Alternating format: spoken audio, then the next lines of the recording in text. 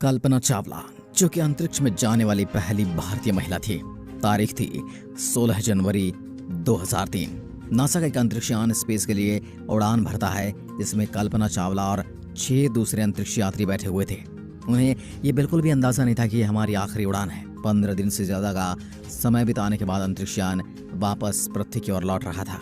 जैसे ही अंतरिक्ष यान पृथ्वी के वातावरण में प्रवेश करता है, कुछ टेक्निकल प्रॉब्लम की वजह से स्पेस शटल में आग लग जाती है और स्पेस शटल में मौजूद 7 अंतरिक्ष यात्री जिंदा जल जाते हैं।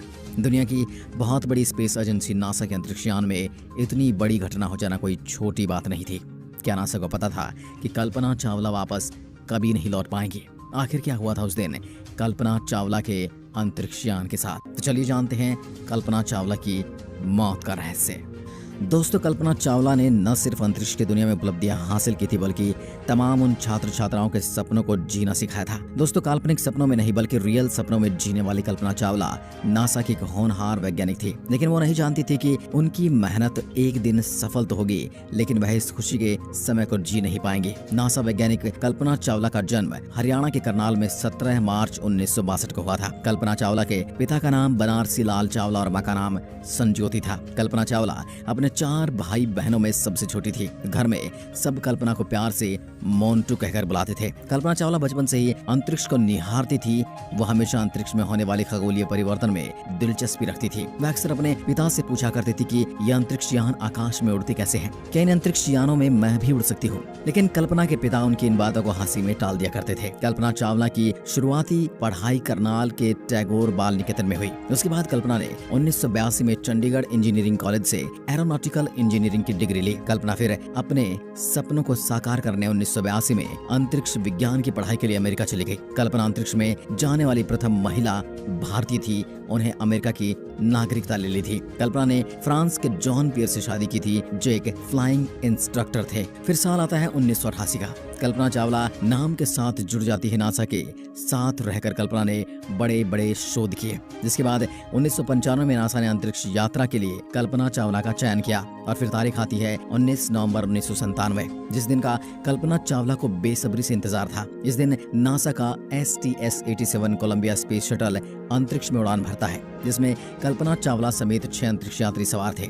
यह कल्पना चावला की पहली अंतरिक्ष यात्रा थी। अंतरिक्ष की पहली यात्रा के दौरान उन्होंने अंतरिक्ष में 372 घंटे बिताए थे और साथ ही 252 परिक्रमाएं पूरी की थी।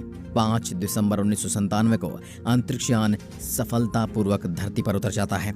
कल्पना चावला की इसी सफलता को देखते हुए साल 2001 में नासा ने फिर से कल्पना चावला को अंतरिक्ष में भेजने के लिए सिलेक्ट कर लिया और इस मिशन को नाम दिया गया STS-107। लेकिन बार बार इस मिशन के अंदर टेक्निकल मिस्टेक आ रही थी, जिसकी वजह से नासा को लगातार 18 बार इसे डिले करना पड़ा।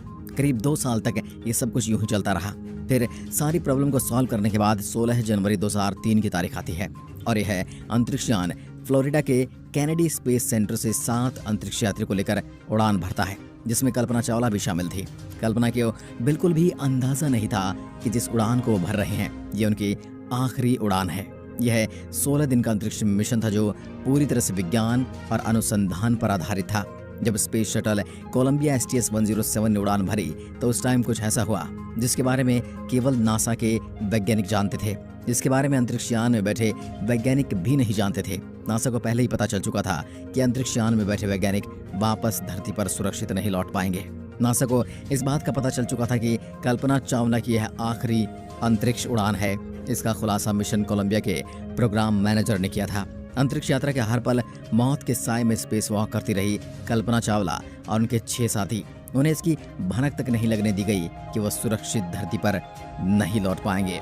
दोस्तों, दरअसल हुआ यूं था कि रॉकेट के लॉन्च होते समय अंतरिक्ष यान जब धरती के वायुमंडल से बाहर गया तो उनके शटल के साथ थर्मल इंसुलेशन का एक भारी टुकड़ा टकरा गया था, क्योंकि ये उस वक्त स्पेस शटल की स्पीड काफी ज्यादा थी और जब वो टुकड़ा ऑर्बिटर के लेफ्ट विंग से जाकर टकराया, जिस वजह से शटल के बाहरी हिस्से को काफी नुकसान पहुंच गया था।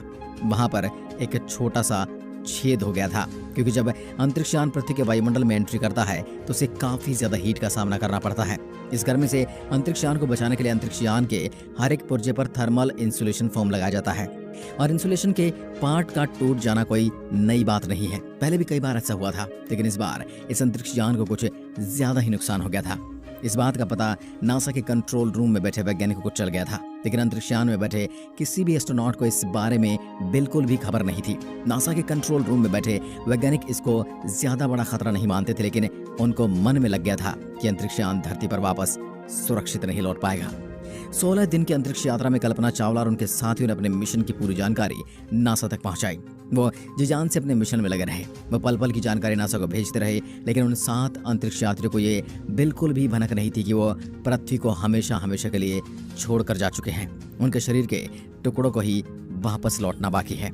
जब कल्पना चावला और उनके साथी मिशन को पूरा करके 1 फरवरी 2003 को वापस धरती पर लौट रहे थे, अंतरिक्ष यात्री अपने अंदाज में मस्त थे। वो इस बात से अनजान थे कि उनकी मौत तय है, लेकिन धरती पर नासा के कंट्रोल रूम में बैठे वैज्ञानिक इस बात से भली भांति परिचित थे कि उन अंतरिक्ष यात्रियों के साथ क्या होने वाला है। जैसे ही दोस्तों धरती के वायुमंडल में कल्पना चावला के अंतरिक्षयान ने प्रवेश किया, तब इस शटल के टूटे हुए हिस्से से वायुमंडल का हवा अपना दबाव बढ़ाने लगी और बहुत ही तेज गति से वायुमंडलीय हवा उस शटल के अंदर जाने लगी। अंतरिक्षयान धरती से करीब 63 किलोमीटर ऊपर था। जब गर्म हवा ज्यादा अंदर आने लगी तो पूरा स्पेसक्राफ्ट धीरे धीरे आग में तब्दील होने लगा और फिर वही हुआ जिसका सबको अंदेशा था। धरती से 63 किलोमीटर ऊपर कल्पना चावला का अंतरिक्षयान सफेद धुएं में तब्दील हो गया और फिर जोरदार धमाके के साथ आग का गोला बनकर बरस गया। धरती पर इंतजार कर रहे लोगों को शटल की जगह केवल धुएं का गुबार नजर आने लगा। शटल टूटकर बिखर गया था। नीचे खड़े लोगों को तो तेज तेज आवाजें आ रही थी और सफेद शटल के टुकड़े नीचे की ओर गिर रहे थे। और दोस्तों अचानक यह सफलता का पल एक मातम में तब्दील हो गया। धरती पर इंतजार कर रहे लोगों को केवल मिली 7 वैज्ञानिकों की मौत की खबर। उस वक्त सवाल यह था कि आखिर नासा ने ऐसा क्यों किया? क्यों उसने छुपा ली जानकारी अंतरिक्ष यात्रियों से और उनके परिवार वालों से? नासा ने ऐसा इसलिए किया था क्योंकि नासा के वैज्ञानिक दल नहीं चाहते थे कि मिशन पर गए अंतरिक्ष यात्री घुट घुट अपनी जिंदगी के आखिरी लम्हों को जिए। उन्होंने बेहतर यही समझा कि हादसे का शिकार होने से पहले तक वो मस्त रहे और उन्होंने कहा कि वो यही प्रे करे कि अंतरिक्षयान सही सलामत धरती पर लौट आए। वो चाहते थे कि 16 दिन बाद जब यात्री वापस लौटे तो उनके चेहरे पर खुशी हो, न कि किसी प्रकार की चिंता। अगर उन्हें यह बात पता लगती तो वह दुखी भी होते और डर भी जाते। लेकिन क्या इस हादसे को रोका जा सकता था? इसका जवाब है नहीं,